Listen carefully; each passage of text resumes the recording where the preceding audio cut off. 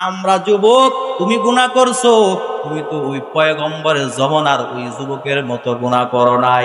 এ যুবক, তুমি আমি গুনাহ করছি, এমন গুনাহ করছি আল্লাহর নবীর জমানার ওই যুবকের মতো তো অন্যায় আপনি আমি করি না। আল্লাহ পাক রব্বুল আলামিনের পয়গম্বরের একজন সাহাবী হযরতে খলিফাতুল মুসলিমিন উমর যখন ঘর থেকে রেডি হইয়া যখন আল্লাহর নবীর দরবারে যাইতেছে, হঠাৎ করে তাকায় দেখে রাস্তার মধ্যে একটা যুবক বৈশা বৈশা কান্দে। কি করে? একটা যুবক রাস্তার মধ্যে বৈশা কান্দে। হযরতে উমর ডাক দেয়া কয়, হ্যাঁ যুবক, তুমি রাস্তার মধ্যে বৈশা বৈশা কেন কান্না করতেছো, কেন কান্না করতেছো? যুবকরা শুধু কান্দে আর বলতেছে, আমি আমার জীবনে অনেক অন্যায় করে ফেলেছি, আমি আমার জীবনে অনেক গুনাহ করে ফেলেছি, আমি আমার জিন্দেগিতে অনেক পাপ করে ফেলেছি। যে পরিমাণ গুনাহ করছি আর বুঝি মার্জন হবে না, আর বুঝি এটা মাফ হবে না। আল্লাহর নবী সাহাবী হযরতে উমর যুবকটাকে বারবার বলতেছি, কি গুনাহ করছো আমার কাছে বলো, দেখি একটা কোন ফাইসালা করা যায় কিনা। যুবকটা বলে না, শুধু খালি কান্দে কান্দে, ফুফায়া ফুফায়া কান্দে, এমন ভাবে কান্দতেছে হযরতে উমরও তার কান্দা দেখা দেখা হযরতে উমরও কান্না করতেছে। আল্লাহু আকবার। এর নবীর উম্মতের দল যেহেতু গুনাহ কি করছে বলে না, আল্লাহর নবী সাহাবী হযরতে উমর রাদিয়াল্লাহু তাআলা আনহু কান্না কইরা কইরা কইরা কইরা মায়ার নবীর দরবারে হাজির হইয়া গেলেন। আল্লাহর নবী তাকায়া দেখে হযরতে উমর কান্দে। আল্লাহর নবী ডাক দিয়া কয়, উমর, তুমি কান্না কইরা কইরা আমার দরবারে ঢুকতেছো, কি ব্যাপার, তোমার কি হইছে?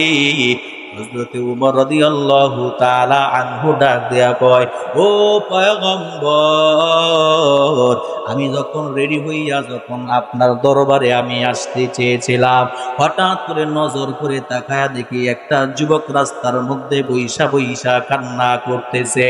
আমি যুবকটাকে জিজ্ঞাসা করলাম, হ্যাঁ যুবক, তুমি কেন কান্না করতেছ?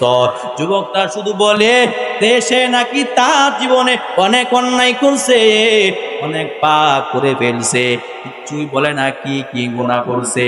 সেই এমন ভাবে কান্না করতেছে, ওই ব্যক্তিটা কান্না এমন ভাবে ফুফায়া ফুফায়া কান্না করতেছে।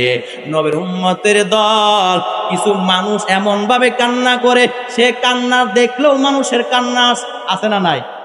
এ নবীর উম্মত, হযরত উমর বিষয়টা এমন, সে এমন ভাবে কান্না করতেছে, তার কান্না দেখা দেখা হযরতের উমরও কান্না চলে আসছে। ও পয়গম্বর, সে কিচ্ছুই বলে না, সে কি গুনাহ করছে? আল্লাহ নবী ডাক দেখো, উমর, ওই যুবকটারে যাইয়া নিয়ে আসো, আমি জিজ্ঞাসা করব সে কি কি গুনাহ করছে, আমি তার কাছ থেকে আমি জানতে চাই। এবার হযরতে উমর যাইয়া যাইয়া ওই যুবকটারাই না মায়া নবীর সামনে হাজির। এবার যখন যুবকটারে মায়ার নবীর দরবারে নিয়ে আসছি, আল্লাহর নবী ডাক দেয়া কয়, ও যুবক, তুমি রাস্তার মধ্যে বৈশা বৈশা হুদাই কেন কেন বারবার চিল্লায়া চিল্লায়া কান্না করতেছ? এ যুবকটা ডাক দেয়া কয়, ও পয়গম্বর, আমি আমার জীবনে অনেক অন্যায় করেছি, আমি আমার জীবনে অনেক পাপ করে ফেলেছি, আমি আমার জীবনে অনেক অন্যায় করেছি। ও পয়গম্বর, এমন অন্যায় করছি, এই গুনাহ বুঝে আর মার্জন হবে না, এই গুনাহ বুঝে আর মাফ হবে না। আল্লাহর নবী বলে, তুমি কি কি গুনাহ করছো? তুমি কি এত বড় গুনাহ করে ফেলেছো যে তোমার বলতে লজ্জা লাগতেছে? এ যুবক, তোমার গুনাহকে আল্লাহ তাআলা আরশের চাইতে বড় হইয়া গেছে। এবার যুবকটা ডাক দেয়া কয়, ও পয়গম্বর, হ্যাঁ হ্যাঁ আমার মনে হয় আল্লাহ তাআলার আরশের চাইতে আমার গুনাহ অনেক বড় হইয়া গেছে। হ্যাঁ যুবক, হ্যাঁ তোমার গুনাহকে আল্লাহ তাআলার কুরসির চাইতে বড় হইয়া গেছে। যুবকটা কান্না করে আর ডাক দেয়া বলে, হ্যাঁ পয়গম্বর, আমার গুনাহটা আমার মনে হয় আমার কাছে লাগতেছে আল্লাহ তাআলার কুরসির চাইতে অনেক বড় হইয়া গেছে। হ্যাঁ যুবক, তোমার গুনাহ কি আল্লাহ তাআলার আসমানের চাইতে বড় হইয়া গেছে? তোমার গুনাহ কি আল্লাহ তাআলার জমিনের চাইতে বড় হইয়া গেছে? যুবকটা ডাক দেয়, গো পয়গম্বর, হ্যাঁ হ্যাঁ আমার কাছে লাগতেছে আল্লাহ তাআলা আসমান এবং জমিনের চাইতে আমার গুনাহগুলো অনেক বড় হইয়া গেছে। হ্যাঁ যুবক, তাহলে তুমি কেমন পরিমাণ তুমি গুনাহ করছো? তুমি কি শিরিক করছো? না না পয়গম্বর, আমি শিরিক করি নাই। তুমি কি কাউকে কতল করছো অন্যায় ভাবে? না না পয়গম্বর, আমি কাউকে অন্যায় ভাবে আমি কতল করি নাই। তাহলে তুমি কুফরি করছো? না না পয়গম্বর, না না আমি কাউকে অন্যায় ভাবে আমি কাউকে মারি নাই, আমি শিরিকও করি নাই, আমি কুফরিও করি নাই পয়গম্বর। তাহলে কি গুনাহ করছো একটু তুমি বলো না, তোমার কাছ থেকে জানতে চাই তুমি কি এমন পরিমাণ গুনাহ করছো যেটা মাফ হবে না। এবার যুবক কান্দে আর বলো, পয়গম্বর, আমি একজন পেশায় ছিলাম কাফন চোর। কিছু আপনাদের কাছে খারাপ লাগতেছে? সারে দিমু এরে নবীর উম্মতের দল, আমি একজন পেশায় কাফন চোর ছিলাম পয়গম্বর।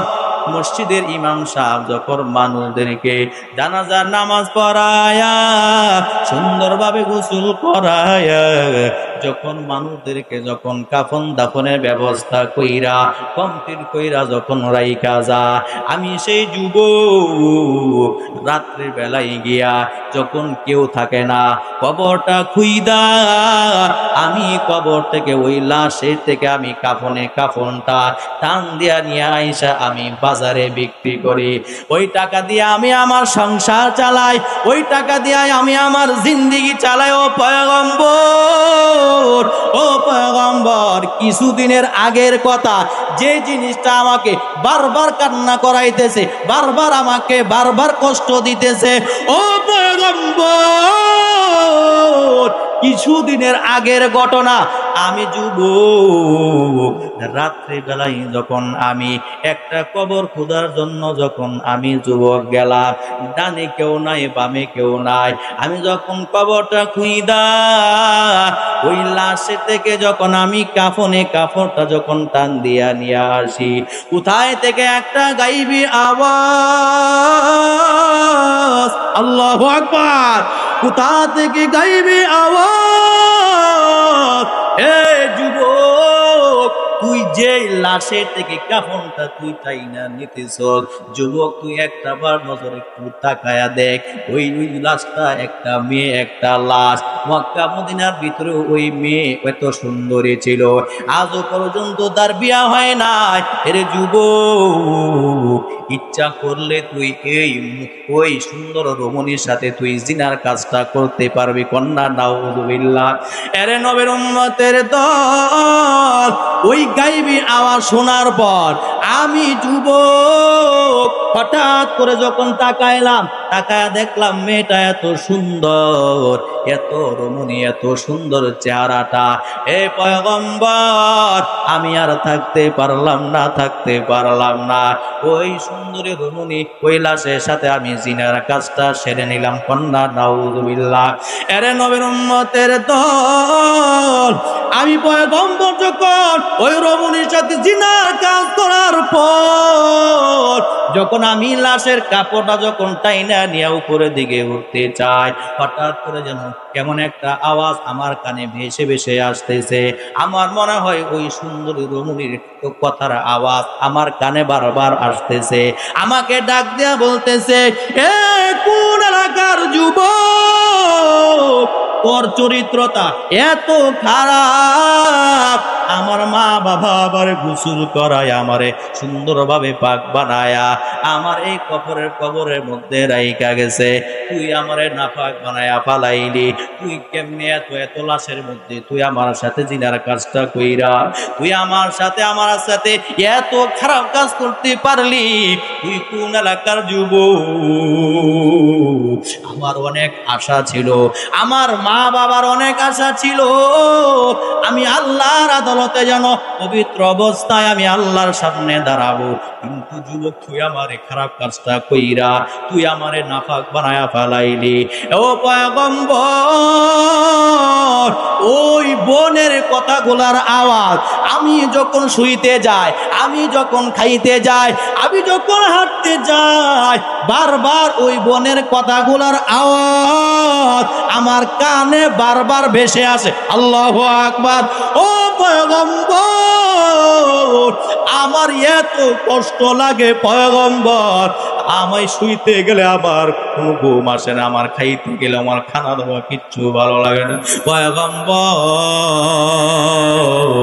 আমার আর কান্না করতে মন চাই না, আমার এত কষ্ট হয় পয়গম্বর। আমি নিয়ত করেছি তওবা করব, আর জীবনে আমি এরকম অন্যায় কাজ করব না, আর জীবনে আমি জিনার কাজ করব না, আমি আমার জিন্দেগিতে কোনোদিন চুরি করব না, লাশের কাফন টান দিয়ে আমি আর কোনোদিন নিয়ে আসবো না পয়গম্বর। আমি আমার এই জীবনে এত বড় অন্যায় করছি, এই গুনাহটাই আমাকে বারবার কাঁদায়, রাত্রে ঘুমাইতে পারে না। পয়গম্বর বলে, এত বড় গুনাহ কি কোনো মানুষ করতে পারে? এই কথা যখন শুনছে ওই যুবকটা বুঝতে আর বাকি রইল না।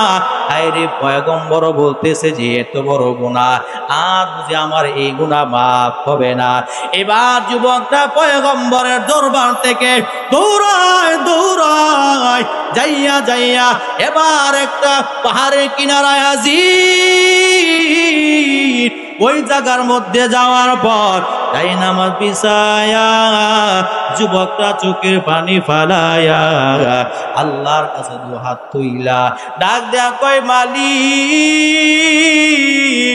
সাহাবারা বলছে আমার গুনাহ অনেক বড় হয়ে গেছে। পয়গম্বর বলছে আমার গুনাহ অনেক বড় হয়ে গেছে।